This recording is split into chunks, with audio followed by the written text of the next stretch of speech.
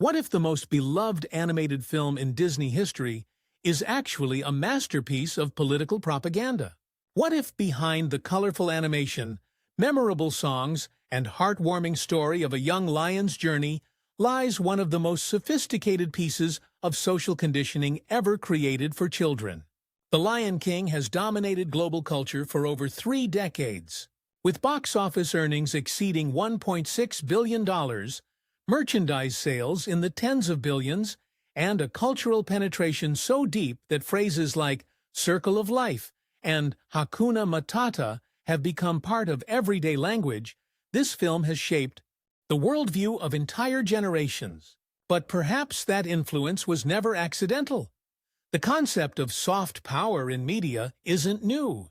Governments and institutions have long understood that the most effective way to shape public opinion isn't through force or obvious propaganda, but through entertainment that feels natural, enjoyable, and morally uplifting. When people willingly consume and emotionally connect with content, they become far more receptive to its underlying messages. And what could be more perfect for this purpose than a children's film that parents eagerly show to their kids, generation after generation? The Lion King presents itself as a simple coming-of-age story, wrapped in the universal themes of responsibility, family, and finding one's place in the world. But beneath this surface narrative lies a remarkably consistent political framework that promotes very specific ideas about power, hierarchy, and social order. The film doesn't just tell a story about lions in Africa, it constructs a complete ideological system and presents it as natural, inevitable, and morally correct. Consider the core premise. A young prince, born into absolute power through no merit of his own, temporarily abandons his responsibilities, then returns to claim his rightful throne and restore the natural order. This isn't just storytelling. It's a political manifesto dressed up as family entertainment. The film spends 90 minutes convincing audiences that hereditary monarchy isn't just acceptable, but divinely ordained and essential for societal stability. But the most brilliant aspect of this ideological programming isn't what the film says explicitly. It's what it makes seem so obviously true that questioning it feels absurd. The Pride Lands operate under a system where social mobility is non-existent, where leadership is determined entirely by bloodline, and where challenging the established order is portrayed as fundamentally evil. Yet the film presents this system so smoothly, with such emotional resonance and visual beauty, that audiences don't just accept it, they celebrate it. The timing of the film's release in 1994 is also worth examining. This was the height of the post-Cold War era, when Western liberal democracy was declaring itself the end of history and promoting free market capitalism globally. Yet, here was Disney's flagship animated feature promoting the exact opposite: absolute monarchy, rigid social hierarchies, and the idea that some individuals are simply born to rule while others are born to serve. The film's success wasn't limited to entertainment value. The Lion King became a cultural touchstone that influenced how an entire generation thinks about leadership, authority, and social organization. Children who grew up with Simba's story internalized specific beliefs about power structures that would later influence their political and social attitudes as adults. The film didn't just entertain, it educated, and what it taught was a very particular view of how society should be organized. Most remarkably, this ideological framework is embedded so seamlessly within the narrative that it becomes invisible. The film's emotional peaks, the opening ceremony, Mufasa's wisdom, Simba's triumphant return, are all tied directly to moments that reinforce hierarchical power structures. The audience experiences genuine emotion while simultaneously absorbing political messaging, creating a deep psychological association between these ideas and positive feelings. The visual language of the film reinforces these themes at every level. Bright, warm colors are associated with the established order, while dark, cold imagery accompanies any challenge to that system. The Pride Lands themselves become a character in this ideological drama. Lush and abundant, under rightful rule, barren and dying when that rule is challenged. Even the film's most famous song, Circle of Life, begins with a ceremony that is essentially a coronation, where thousands of animals gather to acknowledge the divine right of a newborn prince to rule over them. This isn't to suggest that the film's creators were part of some deliberate conspiracy to promote specific political ideas. Rather, The Lion King represents something more subtle and perhaps more powerful: the unconscious reproduction of dominant ideological frameworks within popular culture. The film feels natural and universal, precisely because it reflects the political assumptions that were dominant in its cultural context. But natural doesn't mean neutral, and universal doesn't mean unbiased. Every choice in the film, from character design to narrative structure to musical composition, serves to reinforce a specific vision of how power should be distributed and maintained in society. The question isn't whether The Lion King contains political messaging, but whether audiences have been trained to recognize it. The true genius of this ideological programming lies in its emotional effectiveness. The film doesn't argue for its political positions, it makes audiences feel them. By the time Simba roars from Pride Rock in the film's climactic moment, viewers aren't just watching a story conclude, they're experiencing a deep emotional satisfaction at seeing proper authority restored and social order re-established. And this is where the analysis becomes most crucial. Because if a film this beloved, this seemingly innocent, can carry such a sophisticated political framework, what other messages might be hidden in plain sight throughout the Disney catalog? What other natural truths might actually be carefully constructed ideological positions? The Pride Lands await our investigation. But be warned, once you see the political machinery operating behind the magic, it becomes impossible to unsee. The question is, are you ready to discover what Disney has really been teaching us all these years? The opening sequence of The Lion King is one of the most iconic scenes in animation history, but it's also one of the most politically loaded. As the sun rises over the African savanna and Hans Zimmer's orchestral score swells, we witness what is essentially a coronation ceremony for an infant who cannot yet walk, much less lead. Every animal in the kingdom travels vast distances to bow before a newborn lion cub, acknowledging his inherent right to rule over them based solely on his parentage. This ceremony isn't presented as a quaint cultural tradition or a symbolic gesture. The film frames it as a fundamental cosmic event, the moment when the natural order of the universe is acknowledged and renewed. Rafiki's presentation of Simba isn't just introducing a baby, it's confirming a divine appointment. The very elements seem to participate. The wind carries seeds, the sun breaks through clouds, and even the music suggests that creation itself is celebrating this moment of royal legitimation. But strip away the emotional manipulation and stunning visuals, and what we're actually witnessing is a textbook example of how hereditary monarchy justifies itself. The ceremony serves the exact same function as medieval coronations in Europe, where kings claimed to rule by divine right. The idea that God himself had chosen them and their bloodline to hold absolute power over other human beings. The historical parallels are striking.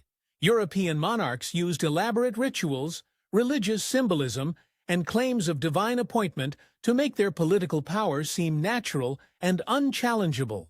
The Lion King employs the same techniques: mystical elements, the shamanic Rafiki, religious imagery, the quasi-spiritual presentation, and cosmic endorsement, the literal heavens opening, to transform what is fundamentally a political arrangement into something that appears divinely ordained.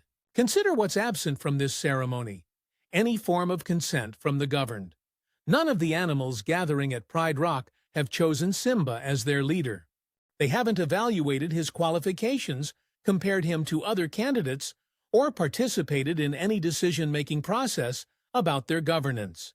They're simply expected to accept that this particular lion cub, by virtue of being born to the previous lion ruler, now has legitimate authority over their lives and livelihoods.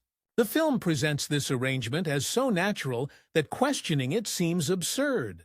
But this is precisely how successful political propaganda works. It makes particular power arrangements appear inevitable rather than chosen. The Pride Lands operate under a system where leadership is determined entirely by genetic lottery. Yet the film never presents this as problematic or even noteworthy. It's simply how things are and how things should be. This genetic determinism extends beyond just political leadership. Throughout the film, we see consistent messaging that certain traits and capabilities are inherited rather than learned. Simba doesn't need to study governance, develop leadership skills, or prove his competence. He simply needs to accept his destiny and claim what is rightfully his. The film suggests that royal blood carries with it an innate capacity to rule, a belief that would be immediately recognized as absurd if applied to any modern political context. The philosophical framework here draws directly from historical theories of divine right monarchy, which argued that kings were appointed by God and therefore accountable only to divine authority, not to their subjects. In The Lion King, this divine authority is replaced by the circle of life, a mystical natural law that supposedly governs all existence and conveniently happens to place lions at the top of the social hierarchy. Mufasa's teachings to young Simba explicitly reinforce these ideas. When explaining Simba's future role, Mufasa doesn't discuss leadership as a skill to be developed or a responsibility to be earned. Instead, he presents it as an inheritance. One day, Simba, the sun will set on my time here and will rise with you as the new king. The metaphor is crucial. Just as the sun's rising and setting is natural and inevitable, so too is the transfer of absolute power from father to son. The film's treatment of royal education is equally revealing. Simba's preparation for kingship consists primarily of learning about his inherent superiority over other species and his right to command them. There's no discussion of justice, no exploration of how to serve his subjects' needs, no consideration of how to handle dissent or competing interests. The education focuses entirely on accepting and exercising power, not on the responsibilities that should theoretically accompany it. This becomes even more problematic when we examine what happens to those who dare question this system. The film doesn't just ignore democratic alternatives to monarchy, it actively demonizes them. Any challenge to the hereditary power structure is portrayed as fundamentally evil, motivated by jealousy and malice rather than legitimate political concerns. Which brings us to the most sophisticated aspect of the film's political programming: the character of Scar.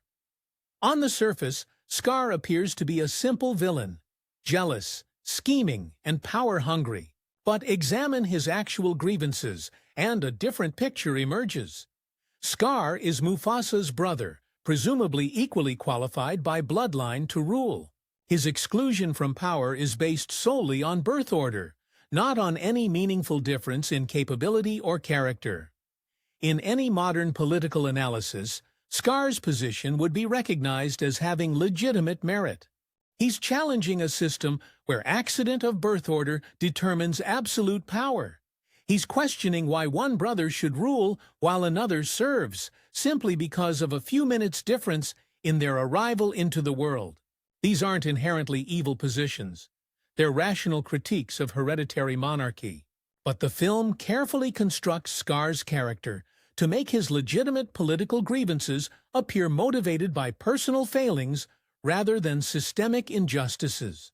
His challenge to the royal succession isn't presented as a principled stand against arbitrary power distribution, it's framed as jealousy and spite. This narrative sleight of hand serves to discredit not just Scar himself, but the very idea of questioning hereditary rule. The film goes even further by associating Scar's political challenge with visual and behavioral markers of deviancy. His darker coloring, his affected manner of speaking, and his alliance with outcasts all serve to mark him as fundamentally different from and inferior to the natural ruling class.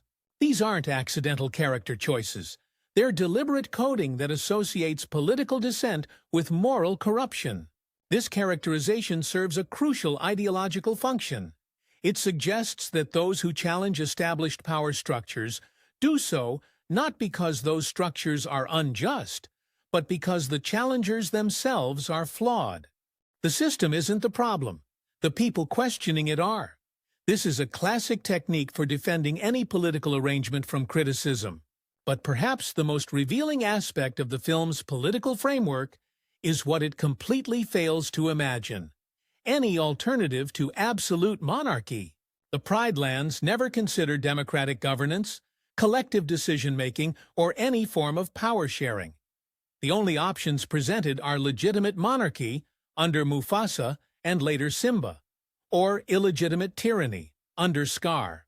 The film cannot even conceive of political systems that don't involve absolute rule by a single individual. This failure of imagination isn't accidental. It's the result of accepting the film's fundamental premise that some individuals are naturally suited to rule, while others are naturally suited to be ruled. Once this premise is accepted, alternatives to monarchy become literally unthinkable. After all, if leadership ability is genetic and inherited, democracy becomes not just impractical, but dangerous. Why would you want the wrong lions making decisions? The genius of this ideological programming lies in its emotional effectiveness. By the time audiences reach the film's conclusion, they're not just intellectually convinced that Simba should rule, they emotionally need him to rule. The film has created a deep psychological investment in seeing the rightful king restored to power. But rightful according to whom? And based on what principles? The Lion King never bothers to answer these questions because it has trained its audience not to ask them. The film has made hereditary monarchy feel so natural, so emotionally satisfying, that questioning it seems almost perverse. This is the true measure of successful political propaganda. Not just convincing people to accept particular power arrangements, but making them feel good about accepting them. The Lion King doesn't just promote absolute monarchy, it makes audiences crave it. It's the circle of life, and it moves us all. These words, sung during the film's opening sequence, establish the philosophical foundation for everything that follows. But what exactly is this circle of life? And why does The Lion King invest so much emotional energy in making audiences believe in it? The answer reveals one of the most sophisticated systems of social control ever embedded in children's entertainment. The circle of life isn't presented as one possible way of understanding existence. It's presented as an immutable natural law that governs all reality.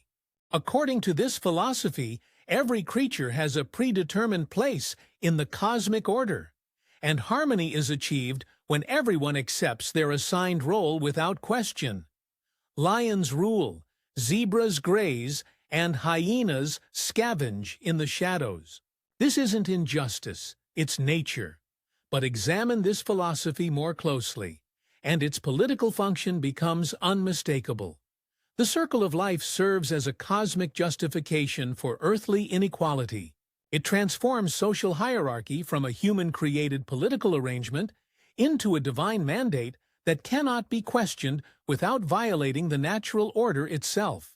This is precisely how dominant classes have justified their privilege throughout history, by claiming their advantages reflect universal principles rather than particular power arrangements. The genius of this ideological framework lies in its apparent reasonableness. After all, ecosystems do involve different species playing different roles. Predators and prey relationships are real biological phenomena. But the Lion King takes these observable patterns and extrapolates from them a complete social philosophy that just happens to justify absolute monarchy and rigid class systems. The film uses biological metaphors to naturalize political arrangements that are anything but natural. Consider how the film presents the concept of knowing one's place. This isn't framed as oppression or limitation, it's presented as wisdom and self-acceptance. Animals who challenge their assigned roles in the hierarchy are portrayed as confused, misguided, or actively dangerous. The message is clear. Contentment comes from embracing your predetermined station, not from trying to improve your circumstances or challenge unjust systems. This philosophy has direct parallels to some of history's most oppressive social systems. The Hindu caste system, European feudalism, and antebellum slavery all justified themselves through similar logic, claiming that social hierarchies reflected natural or divine order rather than human-created systems of exploitation. In each case, those at the top of the hierarchy promoted philosophies that made their privilege seem inevitable and questioning it seem unnatural. The film's treatment of Rafiki reveals how spiritual authority functions to legitimize political power. Rafiki isn't just a wise elder. He's the Pride Land's chief ideologist, the figure responsible for maintaining belief in the system that keeps lions in power. His mystical knowledge and spiritual authority serve to place the monarchy beyond rational criticism. When Rafiki speaks, he's not offering political opinions that can be debated. He's revealing cosmic truths that must be accepted. This function becomes especially clear in Rafiki's interactions with Simba. When the adult Simba struggles with guilt and self-doubt, Rafiki doesn't encourage him to examine whether the monarchy is just or whether he's truly qualified to rule. Instead, Rafiki focuses entirely on getting Simba to accept his destiny and claim his rightful place. The spiritual guidance serves a purely political function, returning the proper ruler to power. The film's famous Hakuna Matata sequence initially appears to offer an alternative philosophy to the circle of life. Timon and Pumbaa's no worries approach seems to reject the rigid hierarchies and predetermined roles that define Pride Rock society. For a brief period, Simba lives without royal responsibilities, class distinctions, or social expectations. He's just another animal trying to survive and enjoy life. But the film ultimately presents this alternative not as liberation, but as irresponsible escapism. Simba's time with Timon and Pumbaa is framed as a necessary but temporary phase, a period of healing that must eventually end so he can return to his real responsibilities. The Hakuna Matata philosophy isn't a viable way of organizing society. It's a vacation from proper social order that becomes problematic if it lasts too long. This treatment reveals something crucial about the film's political framework. It can acknowledge the appeal of alternatives to hierarchy and responsibility, but only as temporary diversions from the inevitable return to proper order. The film allows audiences to enjoy the fantasy of escape, while ultimately reinforcing the necessity of accepting their assigned roles in existing systems. The most insidious aspect of this messaging is how it pathologizes social ambition. Throughout the film, characters who seek to improve their circumstances or challenge existing arrangements are portrayed as fundamentally flawed. Scar's desire for power is presented as jealousy rather than legitimate political aspiration. The hyena's hunger for better lives is framed as greed rather than reasonable desire for improved conditions. This characterization serves a crucial ideological function.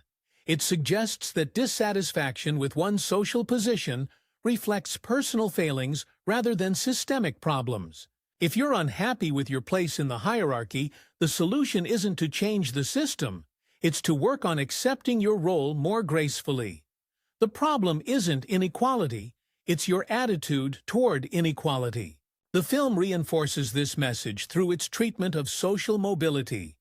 In the Pride Lands, there are no examples of characters legitimately improving their circumstances through effort, skill, or merit. Simba's ascension to power isn't earned, it's inherited. There are no zebras who become advisors, no birds who gain political influence, no examples of the system rewarding talent or virtue regardless of species. social position is fixed at birth and remains constant throughout life. This absence of social mobility isn't presented as a problem to be solved. It's presented as evidence of a properly functioning system. The circle of life works precisely because everyone stays in their assigned place. Mobility would disrupt the natural order and create chaos. The film has created a philosophical framework where inequality isn't just acceptable, it's essential for universal harmony. But perhaps the most revealing aspect of the circle of life philosophy is how it handles suffering and injustice. When bad things happen to good characters, the film doesn't encourage audiences to question why such events occurred or how they might be prevented. Instead, it promotes acceptance and faith that everything happens for a reason within the larger cosmic order. This philosophical stance has profound political implications. It discourages critical analysis of social problems and promotes passive acceptance of injustice. If everything that happens is part of a larger natural cycle, then working to change unjust conditions becomes not just futile, but actually harmful, an attempt to disrupt cosmic harmony.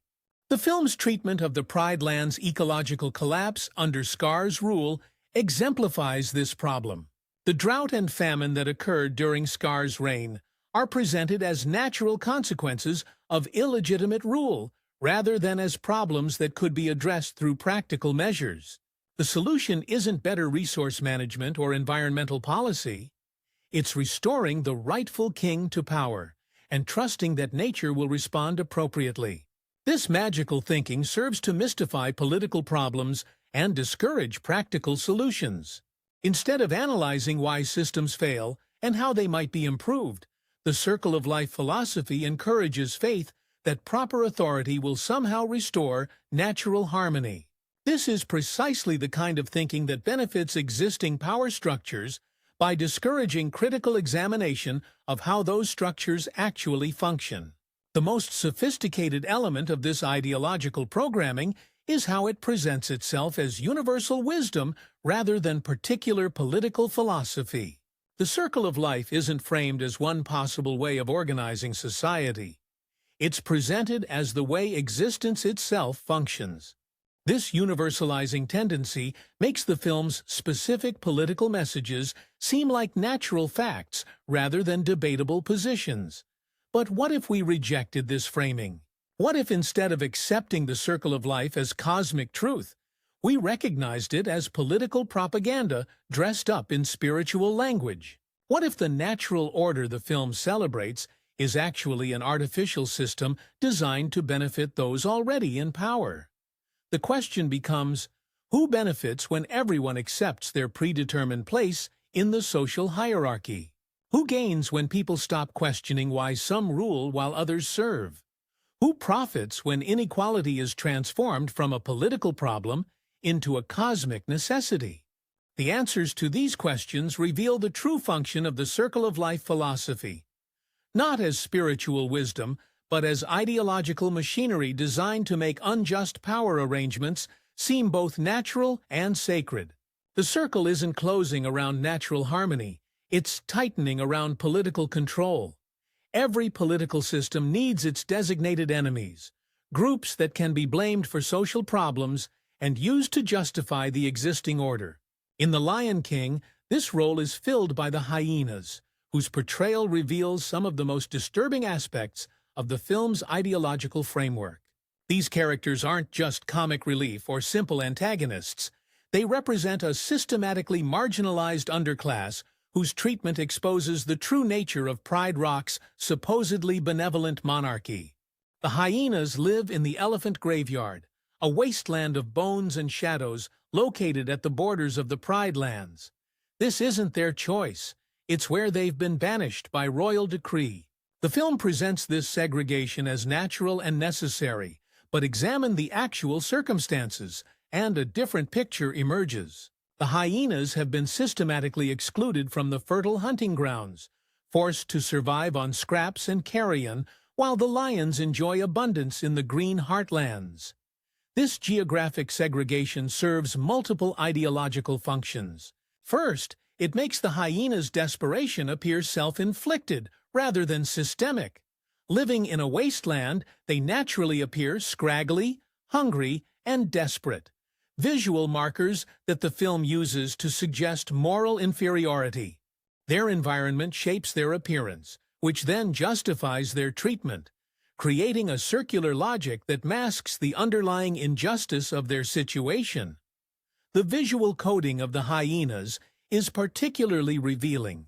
They're rendered in darker colors, given exaggerated features that suggest cunning and untrustworthiness, and animated with body language that emphasizes their outsider status.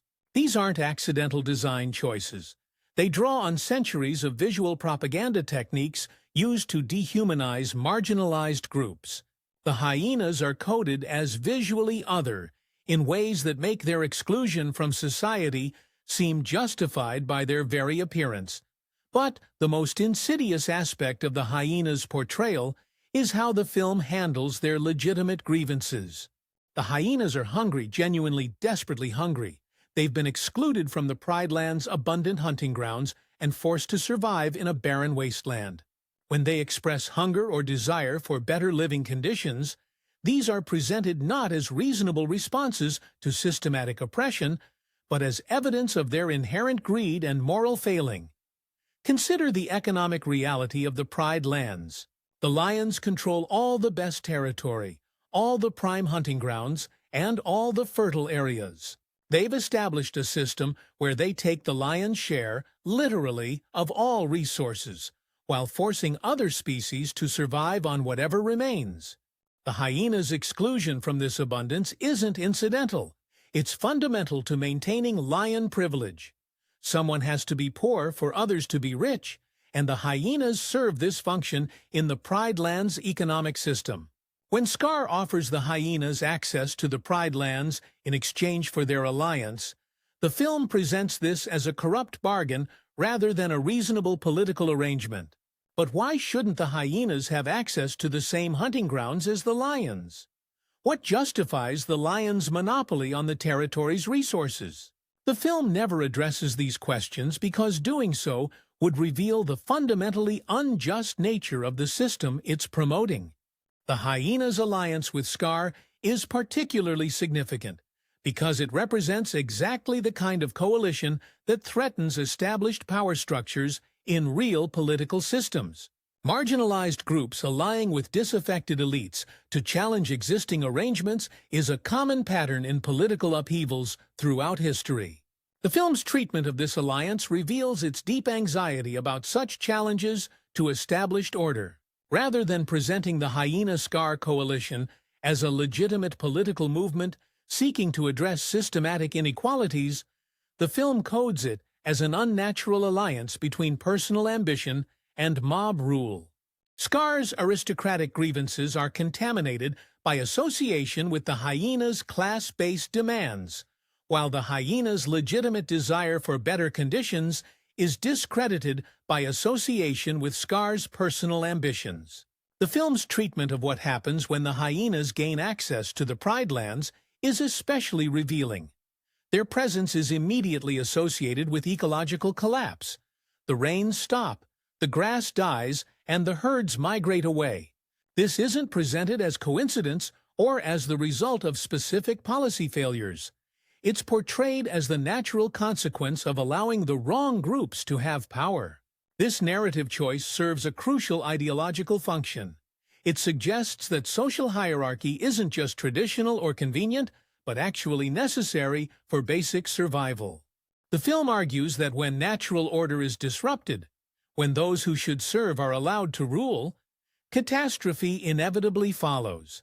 The message is clear. Inequality isn't just acceptable, it's essential for everyone's well-being.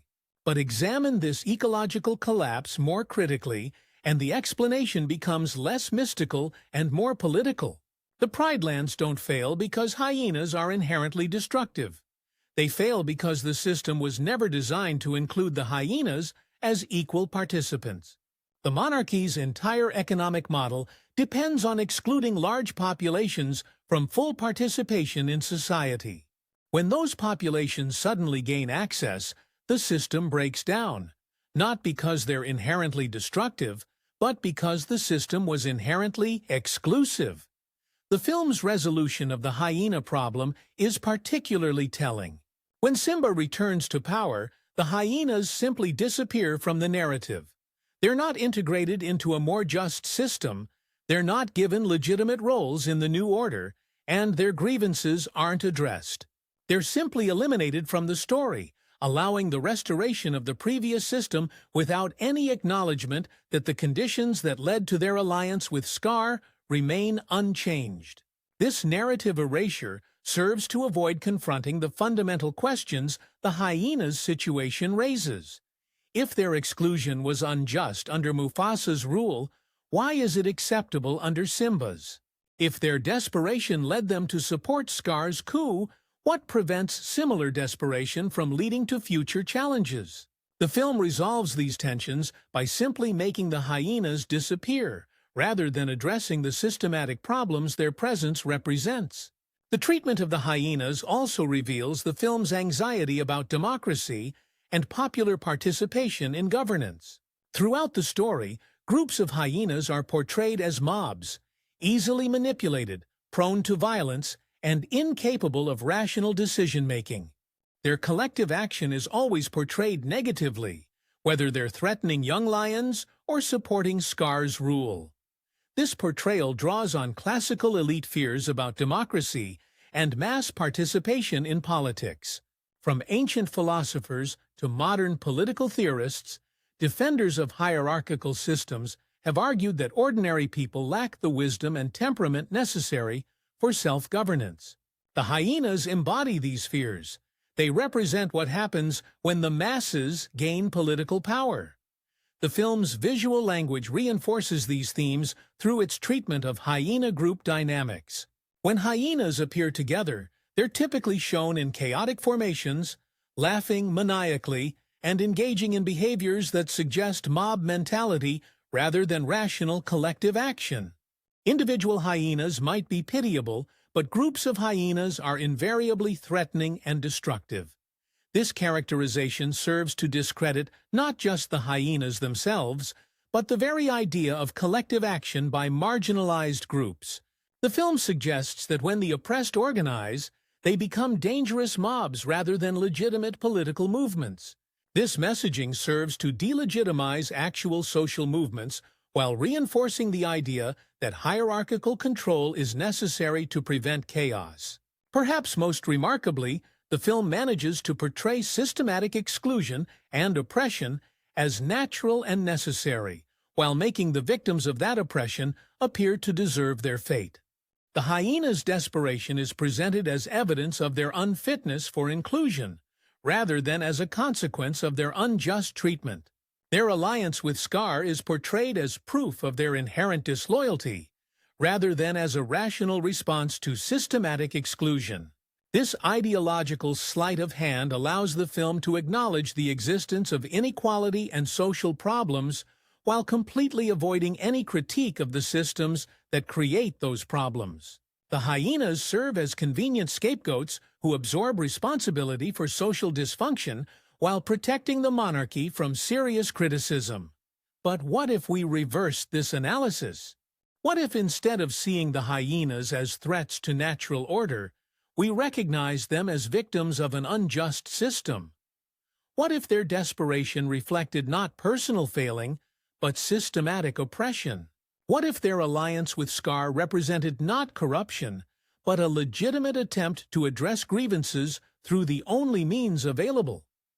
These questions reveal the true function of the hyena problem in The Lion King's political framework. They serve as a displaced representation of all the inconvenient questions that arise when hierarchical systems are examined critically.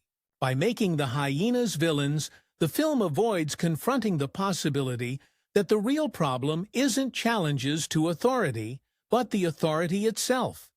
The hyenas represent everyone who has ever been told to accept their place while others prosper. They embody the dangerous possibility that the excluded might someday refuse to remain excluded. And that possibility, more than any individual villain, is what the film ultimately seeks to contain.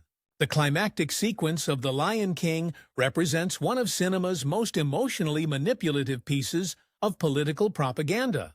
As Simba ascends Pride Rock in the midst of a thunderstorm, roars his claim to power, and watches the rains return to restore the land, audiences experience a profound emotional catharsis.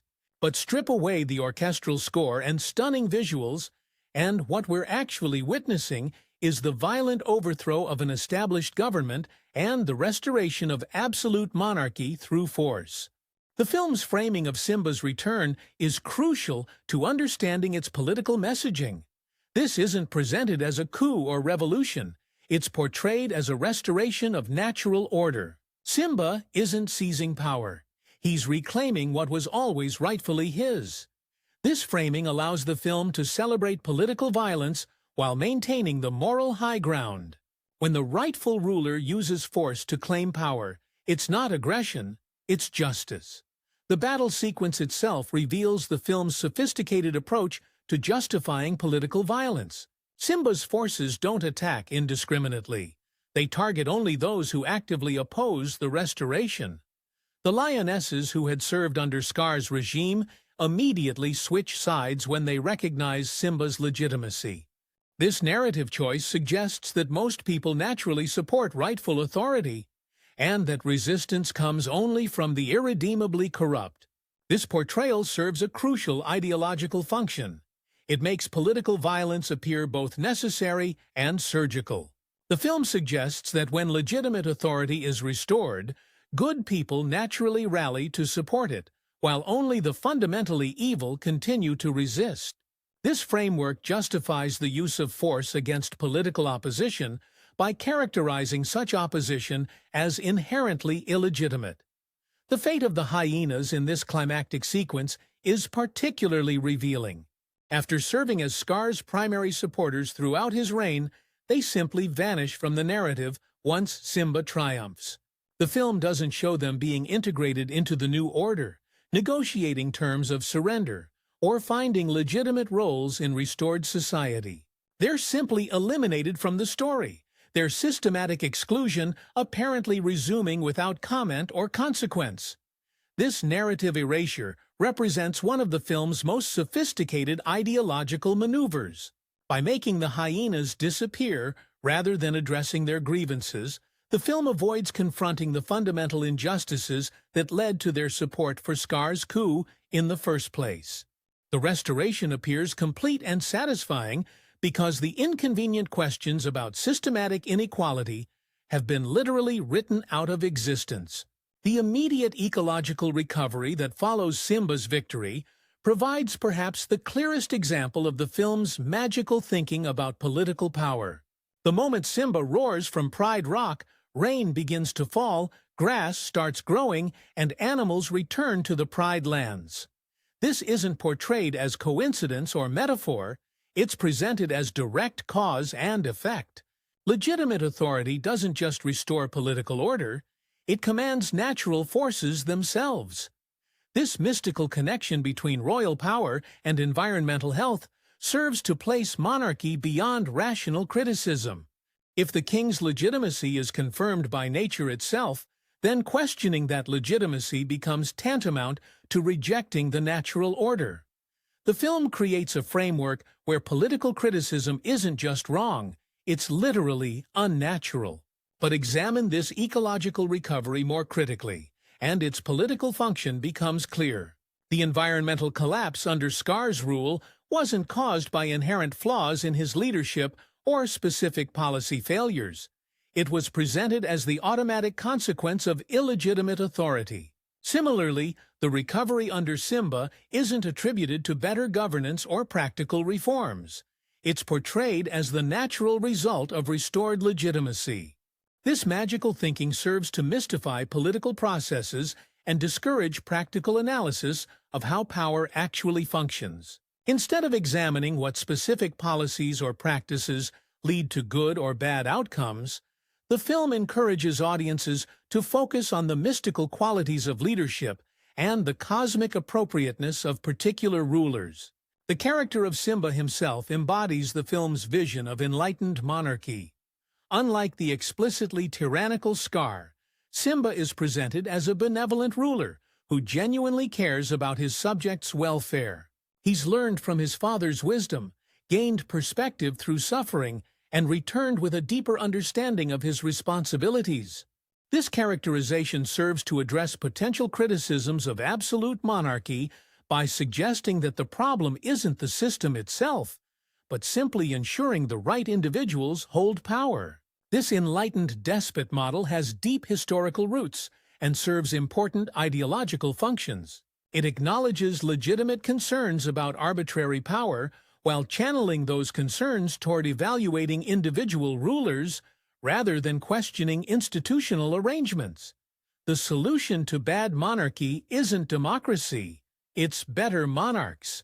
But even enlightened despotism remains despotism.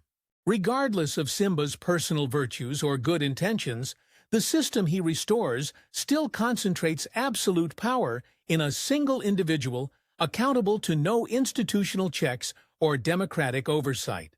The Pride Land's subjects remain dependent on the personal character of their ruler, rather than protected by systemic safeguards against abuse of power. The film's treatment of this restoration reveals its fundamental assumptions about political legitimacy. The lioness's immediate acceptance of Simba's authority isn't portrayed as submission to superior force. It's presented as recognition of natural truth. They don't switch sides because they fear punishment or expect rewards. They recognize that Simba represents the proper order of things. This characterization serves to naturalize political authority and make resistance appear not just futile, but actually confused. The film suggests that legitimate authority is self-evident to anyone not corrupted by personal ambition or moral failing. Opposition becomes a symptom of individual pathology rather than reasonable disagreement about political arrangements. The final ceremony that concludes the film mirrors the opening presentation of Simba as a cub, creating a sense of cyclical completion that reinforces the circle of life philosophy.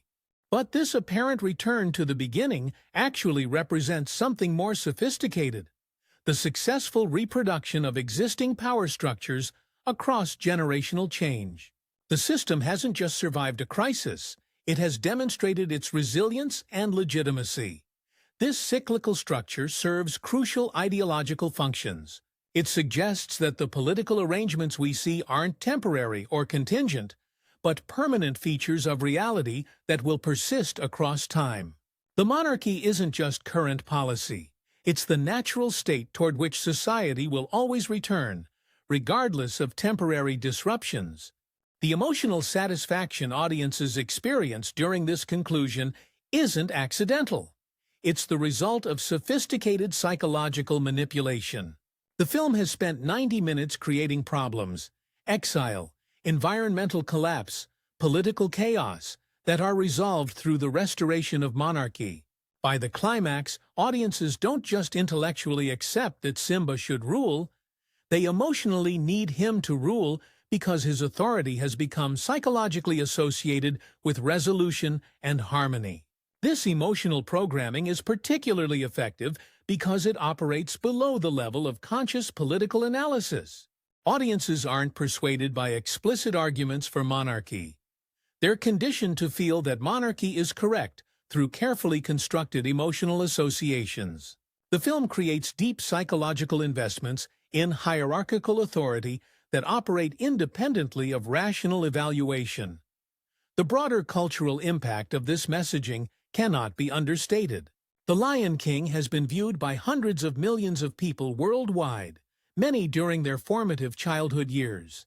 The political assumptions embedded in the film, that hierarchy is natural, that authority is inherited, that challenges to power reflect personal failings rather than systematic problems, have been internalized by entire generations. This influence extends far beyond entertainment consumption. Adults who grew up with The Lion King carry its political messages into their roles as voters, employees, parents, and citizens. The film's vision of how power should be distributed and maintained shapes real-world political attitudes in ways that are largely invisible because they feel natural rather than learned.